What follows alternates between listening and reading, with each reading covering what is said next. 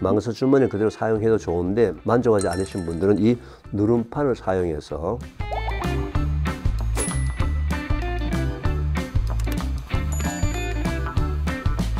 안녕하세요. 이계호 교수입니다. 여러분, 태초매주 들어보셨나요? 30분 만에 담글 수 있습니다. 1인분도 담글 수 있습니다. 1년 365일 담글 수 있습니다. 근데 더 재밌는 것은요, 유치원 아이도 담글 수 있습니다. 당연히 초등학교, 중학교, 고등학교 학생들도 담글 수 있겠죠. 태초매주는 말이죠, 우리나라 전통 장 담그기의 장점을 개선하고 여러 가지 현실적인 문제 있는 부분들을 개선해서 우리나라의 장 담그기를 과학화시키고 표준화시켜서 세계화로 나아가서 일본의 기꺼만 미소를 이기자. 이게 태초매주의 목표입니다. 특히 태초매주는 말이죠, 전 세계에서 유일하게 우리나라 토종균주를 찾아서 동물 실험과 인체 실험을 통해서 장 건강에 도움이 되는 기능을 연구 개발해서 이 태초매주에 사용되는 균은 특허를 받은 균입니다. 전 세계 태초매주밖에 없습니다.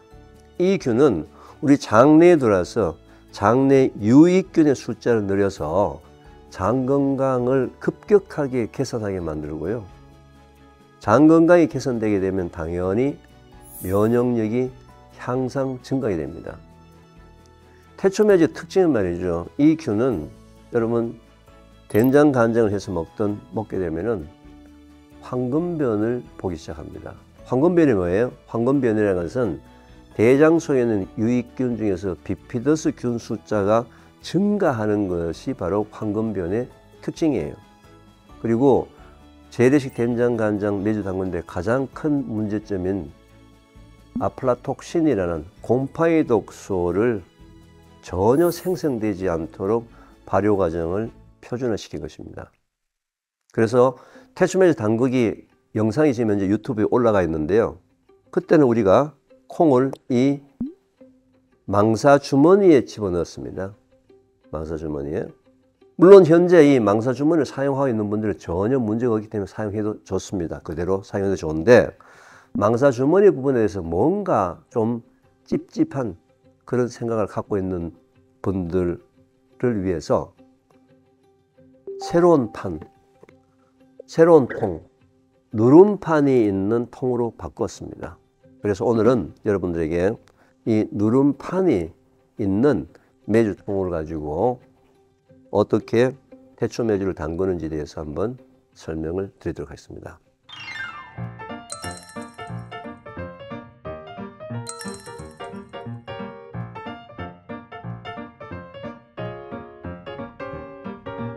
보통 우리가 재래식 된장 간장 담글 때 가장 잘 지키지 못하고 소홀한 부분이 바로 살균입니다. 잡균 처리가 안 되어 있어요. 그래서 태초매주에서는 잡균을 뭘로 잡는다? 식초로 합니다. 식초. 식초도 무슨 어떤 비싼 현미식초나 사과식초가 아니고요. 가장 싼 양조식초. 양조식초 약 10배로 희석한 물이 가장 살균력이 좋습니다. 자, 우선 작은 컵에 식초를 약 20-30ml 정도 소량을 따릅니다. 따르고 난 다음에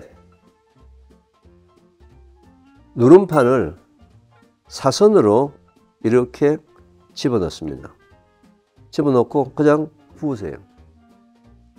식초를 그냥 통에 부으세요. 그리고 물을 한 컵. 물 한 컵이 약 200ml 정도거든요. 물 한 컵을 따로서 통에 넣게 되면은 약 10배로 희석된 희석 식초물이 있는 겁니다. 그러고 난 다음에 뚜껑을 닫으세요. 뚜껑을 닫고서 희석 식초 묻은 물을 가지고 통 내부를 흔들어서 식초물을 묻혀서 뭘 한다고요? 살균을 합니다. 우리 장 담그기를 할 때 가장 안 되는 부분이 바로 이 살균, 잡균들 때문에 곰팡이도 많이 피고 또 아주 나쁜 악취가 나는 그런 된장간장을 만들 수가 있거든요. 그래서 10배로 희석된 식초물을 가지고 통 좌우를 흔들면서 살균을 합니다. 뭐 적당하게 흔드시면 돼요. 적당하게 흔드시고 난 다음에 그 다음에 통 위에 있는 식초물을 한번 탁탁 두드려서 통을 내리고 난 다음에 그 다음에 이 물을 버립니다.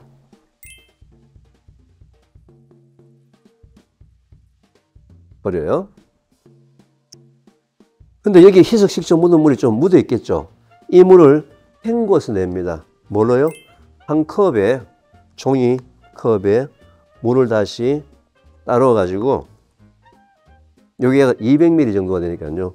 한 컵의 물에다가 따로 가지고 식초가 묻어 있는 부분을 어떻게 한다고요? 헹궈낸다. 통을 흔들어서 식초 묻어 있는 물을 그냥 헹굽니다. 자, 헹구어 냅니다. 그리고 물은 깨끗이 다시 버려줍니다. 자, 여기까지 하게 되면은 이 통을 전부 살균을 한 거예요. 그 다음에는 17%의 소금물을 만듭니다. 17% 소금물. 왜 17%냐? 보통 장을 담글 때는 16에서 17, 18%의 소금물을 만드는데 날씨가 좀 따뜻한 곳은 18%, 날씨가 좀 추운 곳은 16%, 그래서 중간에 17%의 소금물을 만듭니다. 여러분 이제 세트 속에 포함되어 보면은요, 소금이 약 2kg짜리 소금 봉지가 있거든요. 근데 17%의 소금물을 만들려면 오늘은 메주가 필요 2kg가 있지만서도 메주는 1kg만 가지고 담그겠습니다. 왜냐하면 처음이기 때문에 우리가 2번을 나중에 집에서 연습을 하려면 한 번 담글 때 1kg의 메주를 사용합니다. 1kg의 메주를 사용하려면요, 메주 1kg에 소금 750g 그리고 물 3600ml를 집어넣어서 녹이게 되면은 바로 뭐가 된다고요? 17%의 소금물이 됩니다. 그래서 봉지에 호나를 가위로 이렇게 끊어가지고 750g의 소금을 여러분들을 여기서 소분을 할 때 저울이 있으면 한꺼번에 할 수 있어요. 그죠? 근데 저울이 없는 경우를 생각해서 2개의 컵을 넣어놨습니다. 작은 컵, 아까 식초 했던 컵 있죠? 이 컵을 놓고서 소금을 따릅니다.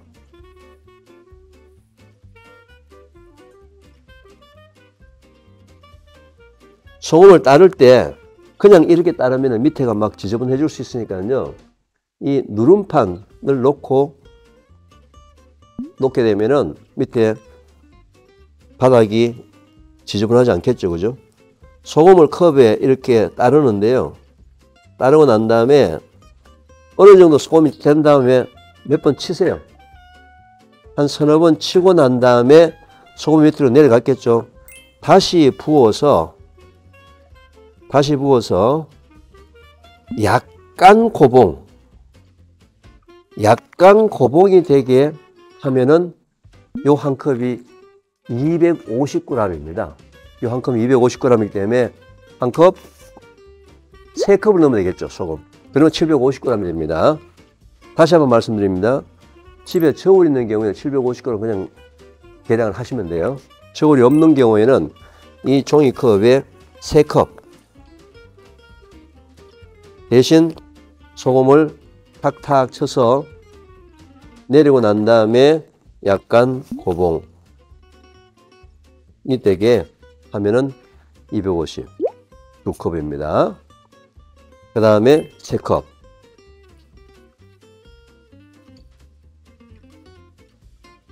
세 컵 정도 넣으면 이제 750g이 되겠죠. 그죠? 자, 가위로 꺼내낸 이 소금 봉지는 여러분 혹시 고무줄 가지고 다음번에 사용하시면 되겠죠. 그죠? 고무줄로 묶습니다. 자, 그 다음에 750g의 소금에다가 물을 몇 밀리리터 집어넣는다 그랬죠? 3600입니다. 아까 제가 2리터짜리 물 한 병이 있고요. 2리터짜리 물 한 병에서 희석 식초를 하느라고 200짜리 두 컵을 뺐죠. 그러면 이게 전체 다가 뭐예요? 3600입니다. 그래서 2리터짜리 물 두 통을 그대로 다 집어넣습니다.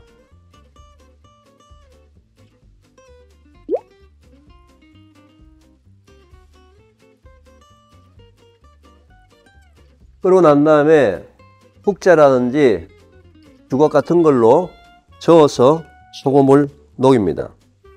보통 이 상온의 차가운 물에서는 750g의 소금이 다 녹기까지 약 한 5분 정도 시간이 걸려요. 그래서 한 5분 정도 계속 이렇게 저어주면서 소금을 녹이시기 바랍니다. 자, 아까 제가 매주 1kg에는 1kg 사용할 때 17%의 소금물을 만들려면 소금 750g, 물 3600이라고 그랬죠.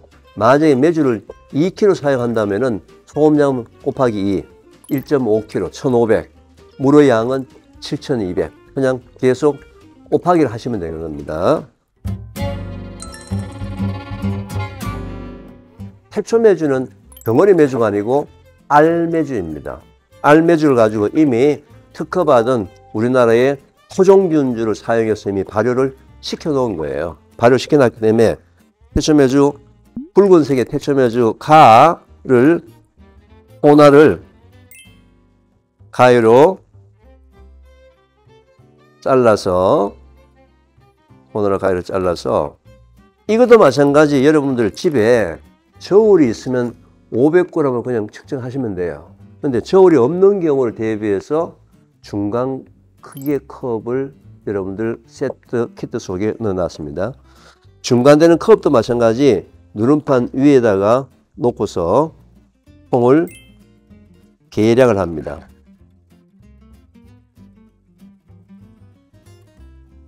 이것도 마찬가지 탁탁 쳐서 올록하게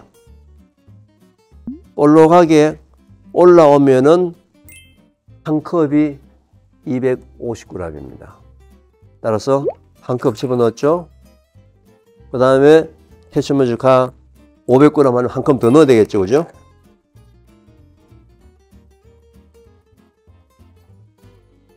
탁탁 쳐서 약간 볼록하게 담으면은 250g. 마찬가지 아까 그 소금 봉지와 똑같이 가위로 자른 이 부분은 고무줄로 다시 묶어줍니다. 그 다음에는 태초매주 가 마찬가지 500g을 중간 크기의 컵으로 계량을 합니다.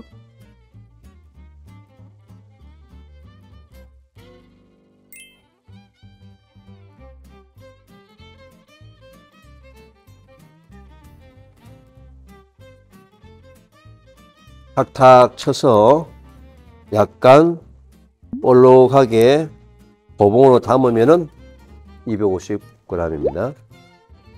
첫 번째, 그 다음에 두 번째 컵입니다.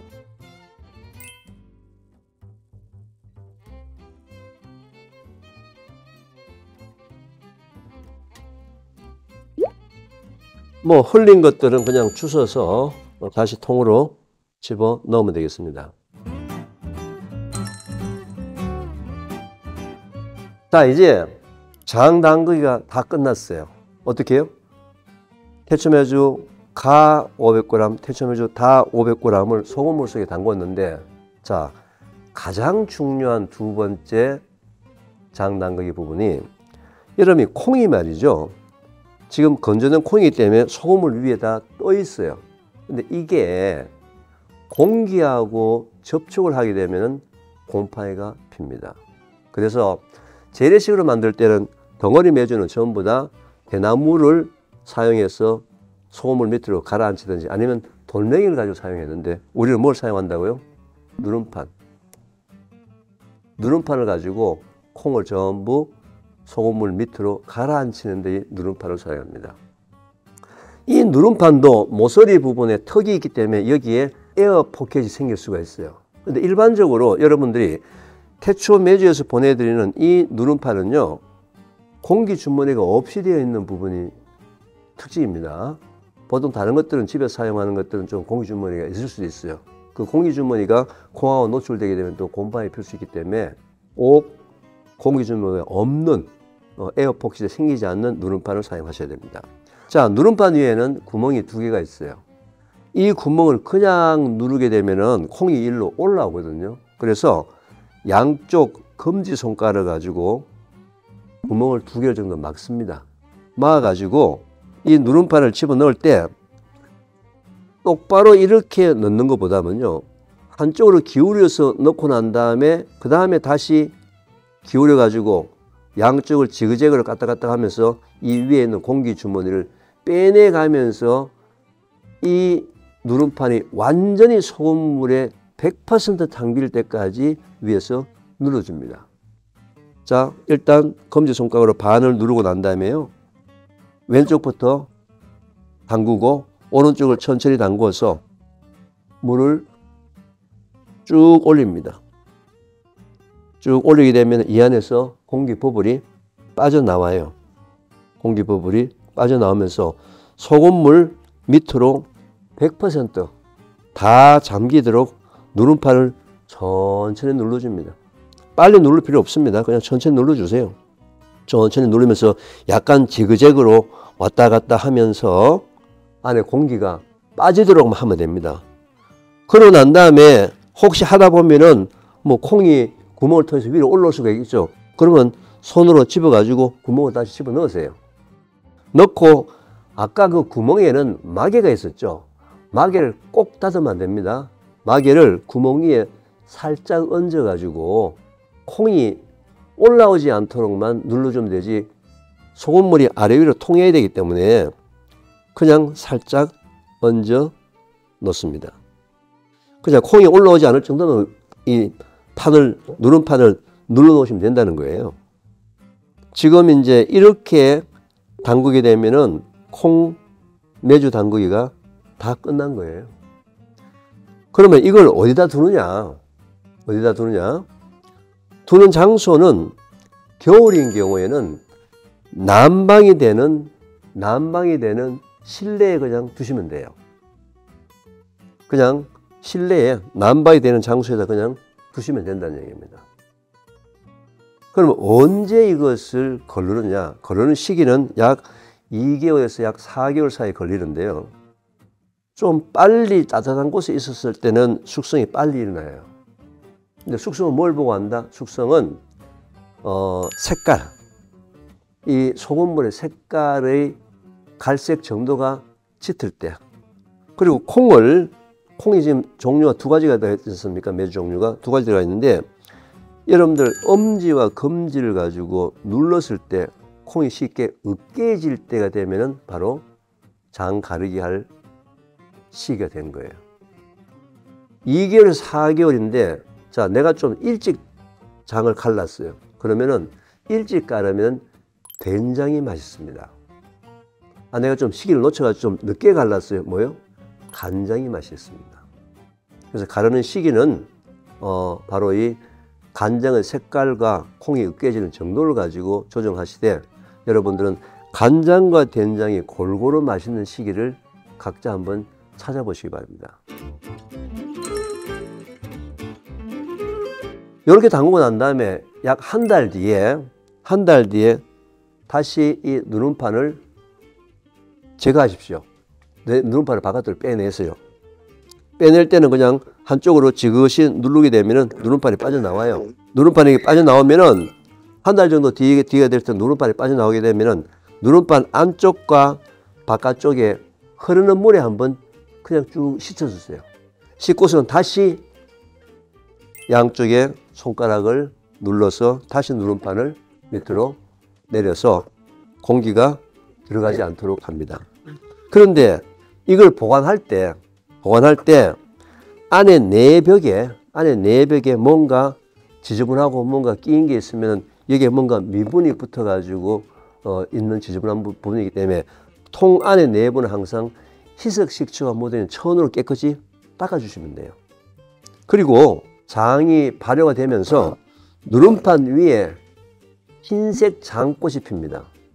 흰색 장꽃의 모양은요, 꽃같이 피기도 하고요, 또는 띠같이 생기기도 합니다. 흰색 장꽃은 잘 발효가 일어나고 있다는 증거이기 때문에 흰색 장꽃이 있는 거 그대로 보시되, 장꽃이 계속 너무 많이 공기에 노출되게 되면은 또 다른 것으로 변질되기 때문에 장꽃이 피어 있는 부분들은 여러분 희석 식초로 살균한 그물 뜰채 있죠. 그물 뜰채를 가지고 그냥 드러내세요. 한 가지 이제 조심할 것은, 여러분 지금 현재 여기에 마개가 그냥 얹혀져 있지 않습니까? 열려 있지 않습니까? 열려 있기 때문에 이 통을 자꾸 들었다 놨다 옮겼다 하게 되면 구멍을 통해서 미분이나 콩알이 자꾸 올라오면서 흰색 자국이 너무 많이 펴요. 따라서 이 통은 한번 둔 곳에서는 가급적이면 움직이지 않고 그대로 둔 상태에서 2개월에서 4개월을 지나시면 됩니다. 자, 여러분들, 우리가 지난번에 찍었던 망사 주머니를 이용한 것 또는 이번에 누름판을 이용한 것, 원리는 다 똑같습니다. 제가 말씀드린 대로 망사 주머니 그대로 사용해도 좋은데, 망사 주머니 사용하는 부분들에 대해서 좀 만족하지 않으신 분들은 이 누름판을 사용해서 장 담그기를 한번 해보시기 바랍니다.